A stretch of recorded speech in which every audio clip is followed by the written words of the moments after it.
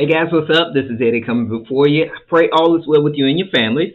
So I wanted to come before you guys today to do a buyer's update because I haven't done one in a while, and there are some people out there that are seriously looking. So just wanted to kind of discuss some things that I'm seeing from a buyer's perspective. All right, first I'm going to start with some things that I'm hearing. Number one is that I'm going to hold off just a little while longer because these prices are going to drop like I don't know what in a couple more months. That's probably not going to happen. All right. So if you've been listening to my videos, you guys know that typically the biggest determining factor with pricing is it's going to be inventory, and we're still at a low point of inventory right now. You guys know a balanced market is 6 months. We're at about a month and a half right now, so we're doing better than what we were from less than a month. So we're at a month and a half. So things are getting better, but prices will not be dropping, like you may expect them to. Actually, prices are actually forecasted to continue to appreciate. So prices will continue to go up this year. Not as drastically as they have been in the past, but they are expected to increase. And as far as the inventory is concerned, most economists are projecting that it's going to be at least a year or two before we get to a level point in inventory to that sweet spot of 6 months. So you could be waiting for a while if you're expecting that to happen. And things right now are a lot different from 2008. People keep referring to that, but lending standards have changed greatly. So back then, we had a lot of people that had homes and had mortgages that probably shouldn't have had them.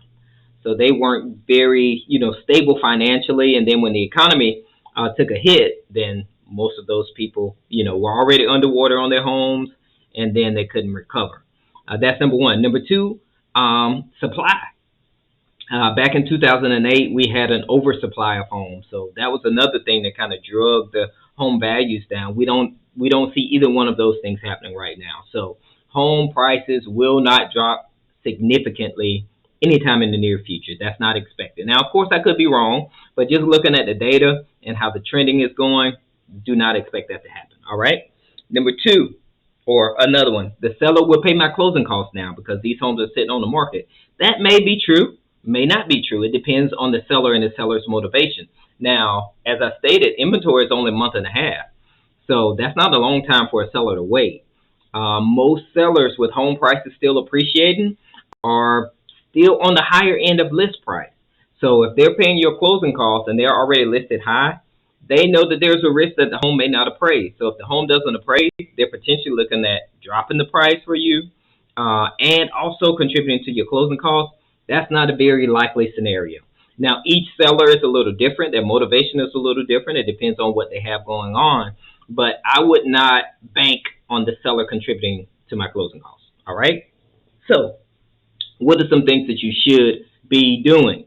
So I've been talking about this for at least over a year, that saving as much money as possible is going to be to your best benefit, especially now with the mortgage rates increasing and demand falling a little. If you have a little money saved up, that's going to put you in a power position. So save as much as possible. Always work on your credit score. Once again, with the interest rates increasing, the higher your credit score, the lower your interest rate is going to be. So make sure that you're doing those things to improve your credit score. Pay off any debt. If you have any small debts, any credit cards, things like that, any small loans, go ahead and make you some goals to pay those things off. That's going to free up your debt to income ratio, and you'll be able to afford a little more home, especially that could come in handy with the increased interest rates. So those are some things that you can be doing right now. Now, of course, that's going to require sacrifice. I know that's a dirty word. A lot of people don't like to hear that. But if you sacrifice now, it could greatly benefit you in this housing market. If any of you guys have any questions for me, please feel free to give me a call. We can sit down one-on-one and kind of go through your specific situation, create a game plan for you, and we can kind of move forward from there. You guys know my phone number is 803-497-7112. That's 803-497-7112. All right. Look forward to hearing from you guys. Hope y'all have a blessed day.